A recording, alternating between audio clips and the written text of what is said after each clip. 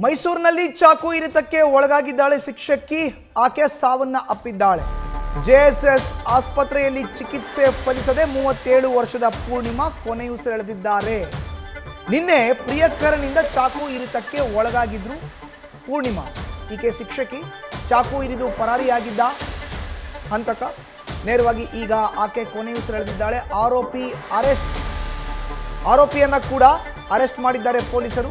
ಶಿಕ್ಷಕಿಗೆ ಚಾಕು ಇರಿದಂತ ಆರೋಪಿ ಅಭಿಷೇಕ್ ಬಂಧನ ಕೂಡ ಈಗ ಆಗಿದೆ.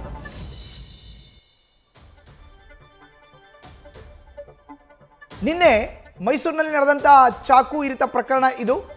ಈಗ ಶಿಕ್ಷಕಿ ಪೂರ್ಣಿಮಾ 37 ವರ್ಷ, ಅವರು ಚಿಕಿತ್ಸೆ ಫಲಿಸದೆ ಸಾವನ್ನಪ್ಪಿದ್ದಾರೆ. ನಿನ್ನೆ ಪ್ರಿಯಕರನಿಂದ ಚಾಕು ಇರಿತಕ್ಕೆ ಒಳಗಾಗಿದ್ರು ಪೂರ್ಣಿಮಾ. ಅಭಿಷೇಕ್ ಎಂಬ ಆರೋಪಿ ನಾವೇನು ಭಾವಚಿತ್ರದಲ್ಲಿ ನೋಡ್ತಾ ಇದ್ದೀವಿ, ಈತನೇ ಚಾಕು ಇರಿದಿದ್ದು ಪೂರ್ಣಿಮನಿಗೆ. ಸೊ ಈತನನ್ನ ಕೂಡ ಪೊಲೀಸರು ಈಗ ಬಂಧಿಸಿದ್ದಾರೆ. 37 ವರ್ಷದ ಪೂರ್ಣಿಮಾ ಕೊನೆಯುಸಿರೆಳೆದಿದ್ದಾರೆ. ಪ್ರೇಮ ವೈಫಲ್ಯದಿಂದ ಈತ ಅಭಿಷೇಕ್ ನೇರವಾಗಿ ಚಾಕುವನ್ನು ಇರಿದಿದ್ದ ಅಂತ ಹೇಳಲಾಗ್ತಾ ಇದೆ. ಅಭಿಷೇಕ್ ಬಂಧನ ಆಗಿದೆ. ಈಗ ಪೂರ್ಣಿಮಾ ಚಾಕು ಇರಿತಕ್ಕೆ ಒಳಗಾದಂಥವರು ಈಗ ಅವರು ಕೊನೆಯುಸಿರೆಳೆದಿದ್ದಾರೆ ಮೈಸೂರಿನ ಜೆಎಸ್ಎಸ್ ಆಸ್ಪತ್ರೆಯಲ್ಲಿ.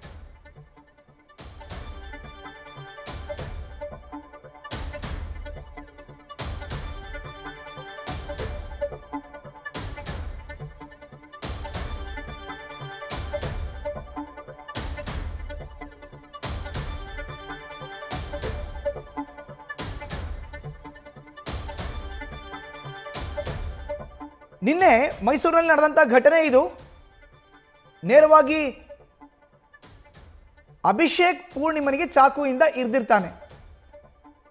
ಹಲ್ಲೆಗೊಳಗಾದಂಥ ಪೂರ್ಣಿಮಾರನ್ನ ಆಸ್ಪತ್ರೆಗೆ ದಾಖಲಿಸಲಾಗುತ್ತೆ. ಆದರೆ ಅವರು ಇವತ್ತು ಕೊನೆಯುಸಿರೆಳೆದಿದ್ದಾರೆ. ಆರೋಪಿಯ ಬಂಧನ ಕೂಡ ಆಗಿದೆ. ನೋಡ್ತಾ ಇದ್ದೀವಿ ಫೋಟೋದಲ್ಲಿ, ಭಾವಚಿತ್ರದಲ್ಲಿ ಈತನೇ ಅಭಿಷೇಕ್ ಆರೋಪಿ.